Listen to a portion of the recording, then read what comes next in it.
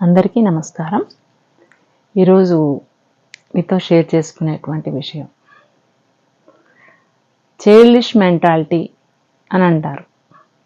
తెలుగులో చిన్నపిల్లల మనస్తత్వం. చిన్నపిల్లలుగా ఉన్నప్పుడు వాళ్ళ మనస్తత్వం ప్రతి చిన్నదానికి కోపం తెచ్చుకుంటారు, ప్రతి చిన్నదానికి అలుగుతూ ఉంటారు. వాళ్ళ వస్తువు ఒకళ్ళు తీసుకున్నారు అంటే దానికి పోట్లాడతారు. ఊరికే నవ్వుతూ అన్నా కూడా, అమ్మ ఈ ఫ్రాక్ నేను తీసుకోనా అని వాళ్ళు అన్నా కూడా వాళ్ళు నిజంగా తీసుకుంటారా? ఏమీ తీసుకోరు. ఆ చిన్న పాపాయి ఫ్రాక్ తీసుకొని వాళ్ళు ఏమీ చేసుకోరు. అయినా కూడా వాళ్ళకి ఆ విషయం అర్థం కాక దానికి ఏడుస్తారు వెంటనే. ఆ తర్వాత కోపం తెచ్చుకుంటారు, అలుగుతారు. ఇలా అన్ని విషయాల్లోనూ చిన్నపిల్లలు చాలా తొందరగా వాళ్ళు స్పందించి అలగటం, ఏడవటం, ఏదన్నా ఉంటే ఇసిరివేయటం ఇలాంటివి చేస్తారు. వాళ్ళకి మంచి తెలియదు, చెడు తెలియదు, కోపం తెచ్చుకోకూడదని కూడా తెలియదు. అందుకే చిన్నతనంలో వాళ్ళు ఏం చేసినా కూడా తల్లిదండ్రులే కాదు, మరి చుట్టుపక్కల ఉండే వాళ్ళందరూ కూడా దాన్ని చాలా ఈజీగా తీసుకుంటారు. ఒక్కొక్కసారి సరే కోపం చేస్తారనుకోండి, సందర్భాన్ని బట్టి చిన్నపిల్లల్ని తప్పదు అన్నప్పుడు కోపం చేస్తారు, 1-2 దెబ్బలు వేస్తారు. కానీ దాన్ని పెద్ద విషయంగా సీరియస్గా ఎవరు తీసుకోరు. కానీ పెరిగిన వాళ్ళు కూడా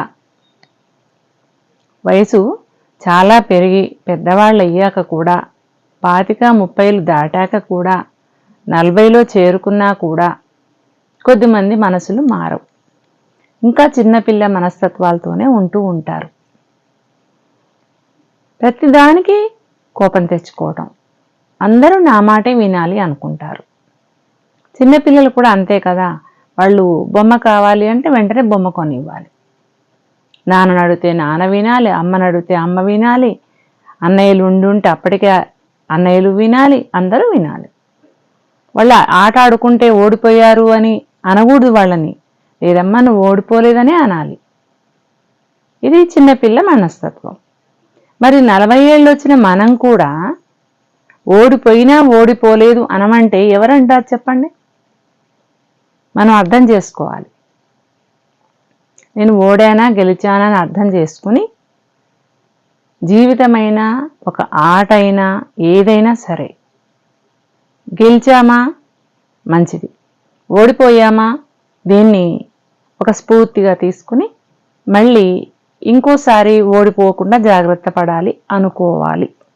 ఇటువంటి మార్పు తెచ్చుకుంటే మనం పెద్దవాళ్ళం అయినట్టు, మనకు వయసు సరిగ్గానే వచ్చినట్టు. అలా కాకుండా 30లు వచ్చినా 40లు వచ్చినా ఎన్ని వచ్చినా సరే, ఏ విషయంలో నేను తగ్గను, అందరూ నా మాటే వినాలి, నేను అనుకున్నదే జరగాలి, నాది తప్పు అని ఎవరైనా అన్నారంటే నేను భరించాను, వాళ్ళతో గొడవ పెట్టుకుంటాను, పేచీ దిగుతాను, నా నోటికి ఏ మాట వస్తే ఆ మాటే అంటాను అని అనుకుంటే ఇది చిన్నపిల్లల మనస్తత్వం. ఇది ఈరోజు పెద్దవాళ్ళకి వయసుకు తగ్గంత పరిణతి లేకపోతే, అంటే మనసు పరిపక్వత లేకపోతే, ఇంకా చిన్నపిల్లల మెంటాలిటీ, చిన్నపిల్లల మనస్తత్వంతో పెద్దవాళ్ళు ఉంటే ఎలా ఉంటుంది అనేది ఈరోజు మీతో నేను షేర్ చేసుకుంటున్నాను. ముందే ఎందుకు ఇలా చెప్తాను అంటే, నేను చెప్పే విషయానికి మీ క్లారిటీ ఉంటుంది అని ఉద్దేశంతో నేను ఏ టాపిక్ మాట్లాడుతున్నానో మీకు అర్థమయ్యేలా చెప్తున్నాను. చాలామంది అందరూ మా మాటే వినాలి అనుకుంటూ ఉంటారు. ఎందుకు వింటారు చెప్పండి? అందరూ వాళ్ళ మాటే వినాలి అంటే ఎందుకు వింటారు చెప్పండి? ఒకవేళ ప్రేమతో విన్నా తల్లి తండ్రి వింటారు. 40 ఏళ్ల వయసు వచ్చిన కొడుకు మాట, కూతురు మాట తల్లి తండ్రి వింటారు. తప్పు అని తెలిసినా కూడా వాళ్ళు బాధపడకూడదు అని వింటారు. తోబుట్టువులు వింటారా? 40 ఏళ్ళు వచ్చాక వాళ్ళు ఏదనమంటే అది అంటారా? ఎలా చెప్తారో వింటారా? ఎవరి వ్యక్తిత్వం వాళ్ళది కదా. సరే, విపరీతమైన ప్రేమ వాళ్ళ మీద ఉన్నప్పుడు తోబుట్టువులు కూడా వింటారు. మన ఇరుగు పొరుగున ఉండేవాళ్ళు, మనకు తెలిసిన వాళ్ళు, మన స్నేహితులు అన్నిటికీ తానా అంటే తందానా అని మన మాట వింటారా? మన తప్పు ఒప్పు సరిచేయాలని ప్రయత్నించరా ఎవరు? ఒక్కొక్కసారి ప్రయత్నించడానికి మన తప్పుని సరిదిద్దడానికి ప్రయత్నిస్తారు. ఎంత ప్రయత్నించినా మనం మారటం లేదు అని వాళ్ళు అనుకున్నప్పుడు మనల్ని దూరంగా పెడతారు. అవును కదా? ఒక చిన్న ఉదాహరణ. చిన్నప్పుడు అన్నదమ్ములు, అక్క చెల్లెళ్ళు సరే ఎంతమంది ఉంటే అంతమంది కలిసి కూర్చుని భోజనం చేస్తున్నారు అనుకోండి. అలా తింటున్న సమయంలో అందులో ఇలాంటి మెంటాలిటీ ఉన్నటువంటి ఒకళ్ళకి అన్నం ఎక్కువైంది అనుకుందాం. అప్పుడు నాకు అన్నం ఎక్కువైంది అని అంటే అప్పుడు తోబుట్టువులు ఏం చేస్తారు? సరే పారేస్తే అమ్మ కోపం చేస్తుంది అని ఎవరో ఒకళ్ళు తీసుకుని వాళ్ళు తినేస్తారు. అవునా? అలాగే తనకు తక్కువైంది అని పేచి పెట్టింది అనుకోండి, నాకు తక్కువైపోయింది కొంచెం కావాలి అన్నప్పుడు కూడా తోబుట్టువుల్లో ఎవరో ఒకళ్ళు పెడతారు వాళ్ళ మీద ఉన్న అభిమానం, ప్రేమతో. వాళ్ళు పెరిగి పెద్దవాళ్ళు అయ్యాక ఒక చోట ఉద్యోగం చేసుకుంటూ ఉన్నప్పుడు అక్కడ కూడా నాకు తక్కువైంది అంటే వాళ్ళు తీసి పెడతారా? లేదు నాకు ఎక్కువైంది అని మన ఎంగిలి వాళ్ళకి వేస్తే వాళ్ళు తింటారా? కుదరదు కదా? అలాగే అన్ని సందర్భాల్లోనూ అన్ని విషయాల్లోనూ కూడా మన మనస్తత్వం అనేది అవతలి వాళ్ళకి అర్థం కావాలి. ఇంకా చిన్నపిల్ల మెంటాలిటీగా ఉంటాను, అందరు నా మాటే వినాలి, నేను చెప్పినట్టే నడుచుకోవాలి అంటే ఎవ్వరూ వినరు. ఒక మనిషి తప్పు చేస్తే 10 మంది నువ్వు తప్పు చేశావు అన్నారనుకోండి, అంటే ఏదో చిన్న లోపం ఉంటేనే ఈ 10 మంది అంటున్నారు అనేది మనం అర్థం చేసుకోవాలి. ఒక్కళ్ళు తప్పు చేశావని ఇలా వేలు పెట్టి చూపించినప్పుడు అది అర్థం చేసుకోలేదేమో, అందుకే పాపం వేలెత్తి చూపిస్తున్నారు అనుకోవచ్చు. ఒకళ్ళు కాదు, ఇద్దరు కాదు, సమాజంలో చాలామంది మనల్ని వేలెత్తి చూపిస్తున్నారు అన్నప్పుడు దాని అర్థం ఏంటి? మన దగ్గరే తప్పు ఉంది, ఆ తప్పును మనం సరి చేసుకోవాలి. అవునా కదా? మనమేం జంతువులం కాదు కదా, మనుషులం కదా. ఇప్పుడు మనం ఒకళ్ళు అవసరానికి ఒకరితో స్నేహం చేస్తాం, కొద్ది రోజులు చక్కటి ఫ్రెండ్షిప్ చేస్తాం, బాగా ఉంటాము. వాళ్ళతోని అవసరం తీరాక మళ్ళీ మన అవసరం వాళ్ళకి కలుగుతున్నప్పుడు ఇంకా వాళ్ళని దూరంగా పెట్టేసి, లేదు వాళ్ళతోటి పోట్లాటకు దిగి, అంటే వీళ్ళ తప్పులు వాళ్ళు సరిచేస్తున్న సమయంలో పోట్లాటకు దిగి దూరం పెట్టామనుకోండి, మళ్ళీ వాళ్ళు మనకు సహాయం చేస్తారా? చెయ్యరు కదా. అయినా కూడా దీని మీద పెట్టి దాని మీద పెట్టి మాట్లాడము, తిట్టడము, నేరాలు చెప్పడము, అబద్ధాలు చెప్పడము, నేను చూశాను అనడము, ఇలాంటివి నేరాలు చేశారనుకోండి, వాళ్ళు మనతోటి మంచిగా ఉంటారా? ఉండరు కదా. ఒకే చోట ఉద్యోగం చేస్తున్న వాళ్ళైనా కూడా తప్పించుకుని తిరుగుతారు, తప్పదు అన్నప్పుడే మాట్లాడతారు. ఒకే చోట కలిసి ఉద్యోగం చేస్తున్నప్పుడు తప్పదు అనుకున్నప్పుడు ఆ వ్యక్తితో మాట్లాడతారు, అప్పటి వరకు తప్పించుకునే తిరుగుతారు. అంతేగాని ఇదివరకు ఉన్నంత స్నేహంగా ఉండమంటే ఎవ్వరూ ఉండరు ఇలాంటి మనస్తత్వం ఉన్న వాళ్ళతోటి. ఇక మరికొద్ది మంది వీళ్ళతోటి అవసరాలు ఉన్నటువంటి వాళ్ళు ఉంటారు, వీళ్ళు లేకపోతే బతకలేము అనేటువంటి అవసరాలు ఉన్న వాళ్ళు ఉంటారు. అప్పుడు వాళ్ళు ఏం చేస్తారు? వీళ్ళని ఎదిరించరు, ఇది తప్పు అని చెప్పరు, వాళ్ళ అవసరాలు వెళ్ళదీసుకుంటూ వీళ్ళతోటి అబద్ధాలు చెప్తూ మోసం చేస్తారు. ఈ చిన్నపిల్ల మనస్తత్వం ఉన్న వీళ్ళు ఇలాంటి వాళ్ళని చేరదీస్తారు. ఎప్పుడు పొగడేవాళ్ళు, ఎప్పుడు మెచ్చుకునేవాళ్ళు ఇలాంటి వాళ్ళనే చేరదీస్తూ ఉంటారు. అసలు నిజం చెప్పేవాళ్ళు అలాంటి వాళ్ళని వీళ్ళు ఎప్పటికీ చేరదీయరు, వాళ్ళతో స్నేహం చెయ్యరు, వాళ్ళతో బంధుత్వం చేసుకోరు. ఒకవేళ బంధుత్వమే అలాంటిది కలిసిందనుకోండి, వీళ్ళకేమో చిన్నపిల్ల మనస్తత్వం, అవతలి వాళ్ళకేమో వీళ్ళ మనస్తత్వం నచ్చదు, అలాంటి వాళ్ళు బంధువులుగా అయ్యారనుకోండి, ఇక రోజు పోట్లాటే ఉంటుంది.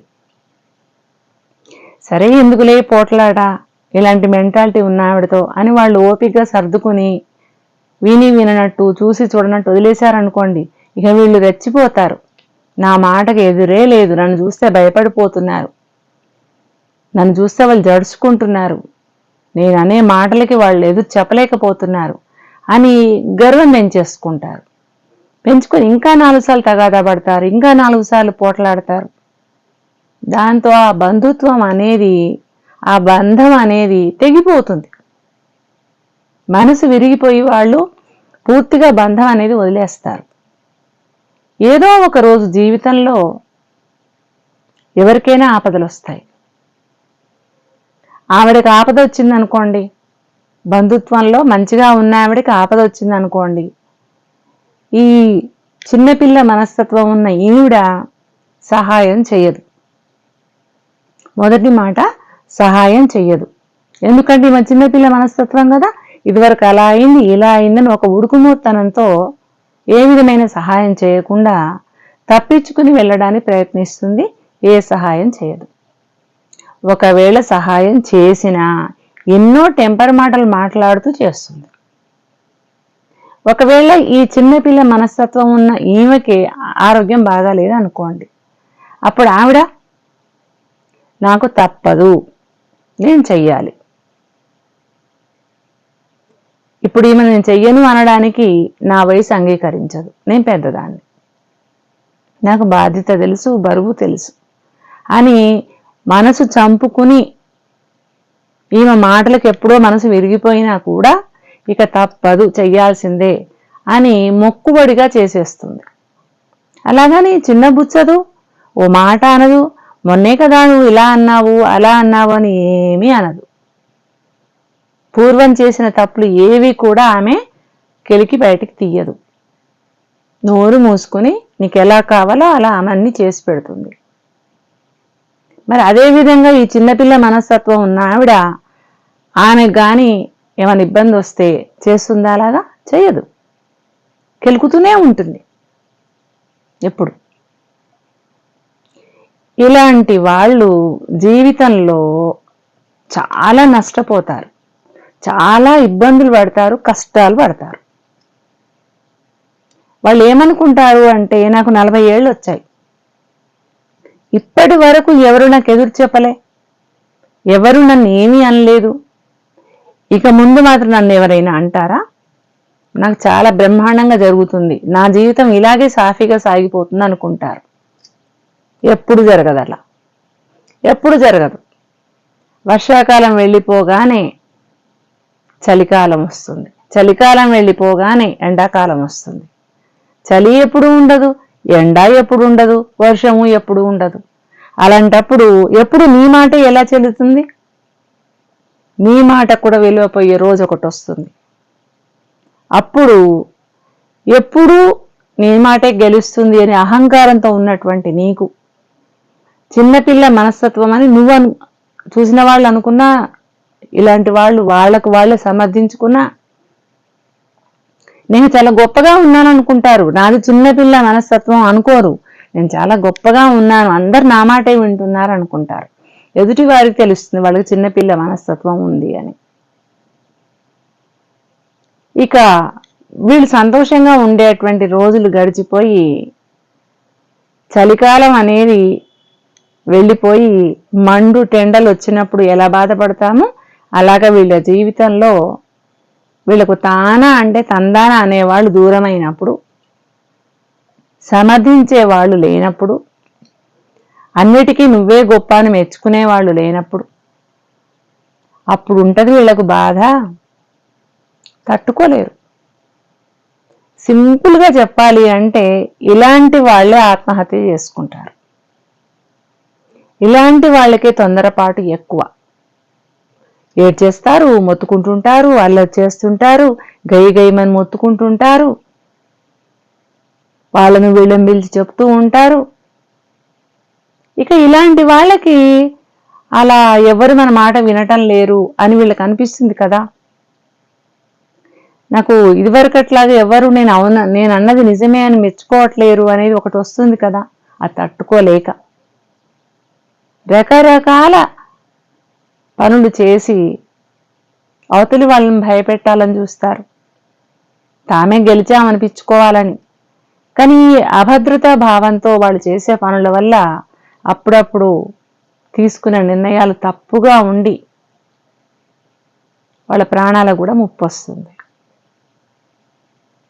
సరే, చిన్నపిల్ల మనస్తత్వం ఉన్న వాళ్ళ గురించి చెప్పారు కదా, ఇప్పుడు ఏమిటి దీనివల్ల ప్రయోజనం అంటారా?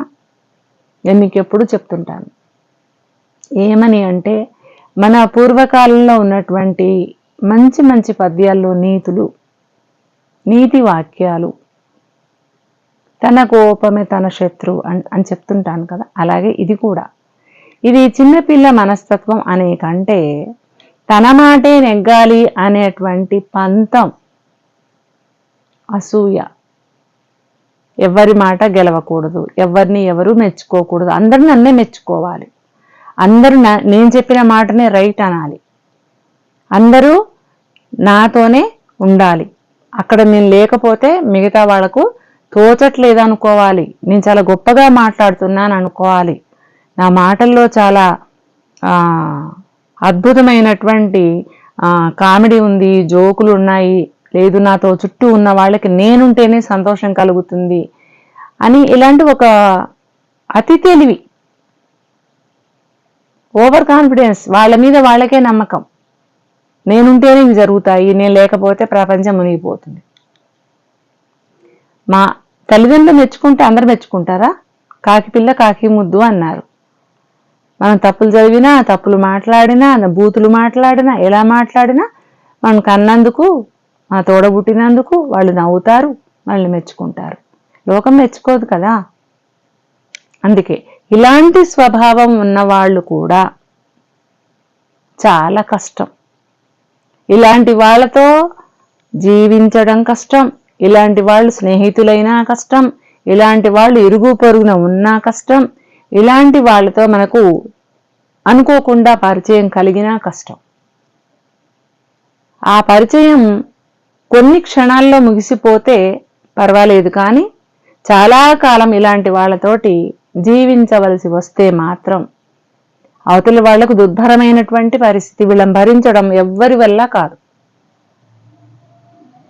కానీ ఓపిక ఉన్న వాళ్ళు భరిస్తారు, ఓపిక లేని వాళ్ళు, ఇలాంటి మనస్తత్వం ఉన్న వాళ్ళకి ఇలాంటి మనస్తత్వం ఉన్న వాళ్ళే దొరికారు అనుకోండి, ఇక చూడండి ఎలా ఉంటుందో, వాలి సుగ్రీవులు కొట్టుకున్నట్టే ఉంటుంది. ఎందుకంటే ఎవరు తగ్గరు, కొట్టుకుంటూనే ఉంటారు. ఇంకొక మంచి ఉదాహరణ చెప్పాలి అంటే రావణ కాష్టం. రావణాసుడు చనిపోతే అతని భార్య మండోదరి ప్రార్థించిందట, అయ్యా తప్పులు ఆయన చేశాడు, రామచంద్ర నీ భార్యను నా భర్త ఎత్తుకుని వచ్చాడు, తప్పు ఆయన చేశాడు, అయినా కూడా నేను ఆయన వారిస్తూనే వచ్చాను, కానీ శిక్ష నాకు పడిందే, ఆ రావణాసుడు చావడం వల్ల మరి వైధవ్యం అనేటువంటి ప్రార్థించింది కదా, నేను ఎప్పుడూ ముత్తైదుగానే ఉండాలి అని రాముణ్ణి వేడుకుందిట. అప్పుడు రాముడు ఏమన్నాడంటే, ఆయన చితి ఆరిపోతే కదా, ఎవరైనా చచ్చిపోతే దహనం చేస్తాం, చితి ఆరిపోయిన తర్వాత ఆ జరగవలసిన కార్యక్రమాలన్నీ జరిగాక ఏ 10వ రోజుకో పసుపు కుంకుమ తీస్తారు. అసలు ఆ నిప్పే ఆరకపోతే ఎప్పటికీ మండుతూనే ఉంటే ఇక అవి జరిగేది ఎప్పుడు, కార్యక్రమాలు చేసేది ఎప్పుడు, ఆమెకు వైధవ్యం వచ్చేది ఎప్పుడు అని, ఆ చితి ఆరిపోయినప్పుడు నీకు వైధవ్యం వస్తుంది, అప్పటిదాకా రాదు అని వరమిచ్చాడట. అందుకే రావణాసురుడి కాష్టం ఎప్పటికీ మండుతూనే ఉంటుంది. అందుకే మండోదరి వైధవ్యం పొందలేదు, ఆమె ముత్తైదువే. మీరు భలే చెప్పారండి. సరే, రావణ కాష్టం అనే పదం అయితే విన్నాం, కానీ అది ఎప్పటికీ ఆరిపోకుండా ఎలా ఉంటుంది? మరి ప్రతి సంవత్సరం మనం కూడా మధ్య మధ్యలో పండుగలు చేసినప్పుడు రావణాసురుడు అని పెట్టి కాల్చి దహనం చేస్తుంటాం కదా. ఇంకా ఉన్నాడా రావణాసురుడు? మరి ఎందుకు కాలుస్తున్నామా? హోలీ అనగానే ఒక బొమ్మ పెట్టి కాల్చేస్తుంటాం రావణ కాష్టం అని, అంటే ఇంకా దహనం అవుతున్నట్టే కదా. అట్లాగే ఇలాంటి వాళ్లకు ఇలాంటి మనస్తత్వం కల వాళ్ళు వస్తే ఏదో రావణ కాష్టం ఎప్పటికీ మండుతూనే ఉంటుందన్నానే, అలాగే వీరిద్దరి మధ్యన వైరము, గొడవ, మాటలు, చికాకు ఈ ఇద్దరు బతుకున్నంత కాలం ఎవ్వరికీ మనశ్శాంతి ఉండదు. అందుకని నాదే గొప్ప, నా మాటే నెగ్గాలి, నేను ఎవ్వరిని అర్థం చేసుకోను, అవతలి వాళ్ళ మాట వినను, నా మాటే అందరూ చిన్న పెద్ద వయసుతో సంబంధం లేకుండా నేను ఎంత పెద్ద మాట ఉపయోగించినా నేను ఇలాగే మాట్లాడతాను. నేను తప్పు మాట మాట్లాడినా కూడా పెద్దవాళ్ళైతే భరించాలి, చిన్నవాళ్ళైతే మూసుకోవాలి అన్నట్టు ఉండే వాళ్ళకి ఒకరోజు వాళ్ళు తప్పనిసరిగా వాళ్ళని ఎదిరించే వాళ్ళు ఒకళ్ళు వస్తారు. అప్పుడు తట్టుకోవడం కష్టం అవుతుంది వాళ్ళకి. లేదు, వాళ్ళలాంటి మనస్తత్వం కలవాళ్ళే వస్తే తట్టుకోలేక చాలా ప్రమాదాలు జరుగుతాయి.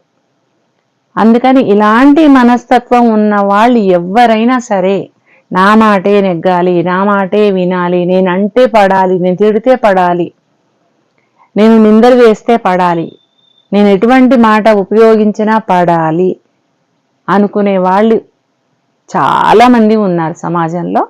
అలాంటి వాళ్ళందరూ ఒకసారి ఆలోచించండి. జీవితం మంచి ముగింపు రావాలి మీకు అంటే మీ మనస్తత్వం మీరు మార్చుకోవాలి. లేదు, నేను ఇలాగే జీవిస్తాను, ఓ చచ్చే కాలం నాటికి ఆలోచిద్దాంలే అని అనుకుంటే మాత్రం మిమ్మల్ని ఎవ్వరు బాగు చేయలేరు. కనీసం మీరు చనిపోతే ఒక్కళ్ళు కూడా మీకోసం ఒక కన్నీటి చుక్క రాల్చరు. పీడా పోయింది, అబ్బాబ్బాబ్బాబ్బా మా ఉసురు పోసుకుంది అని మనసులో చీకొట్టుకునే వాళ్ళే ఉంటారు. ఇలాంటి మనస్తత్వం ఉన్న వాళ్ళతో ఇలాంటి ఇబ్బందులు ఉంటాయి అని తెలియచేయటం ఈ వీడియో ఉద్దేశం. Thank you.